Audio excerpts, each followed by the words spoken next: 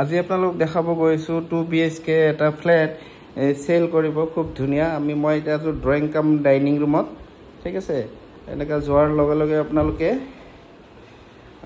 ইয়াতে আপোনাৰ কমন ওয়াশৰুমটো পাব এটো কমন ওয়াশৰুম হয় চাই লওক এটো আপোনাৰ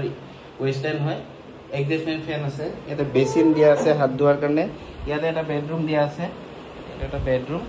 পাংখা সংগা দিয়া আছে আৰু ইয়াতে আপোনাৰ কিচেনটো আছে এটো কিচেন স্পেস আৰু ইয়াতে এটো মাস্টাৰ বেডৰুম হয় চাই লওক এতে আপোনাৰ ওয়াৰ্ড্ৰপ দিয়া আছে মাস্টাৰ বেডৰুমত এটো ওয়াশৰুম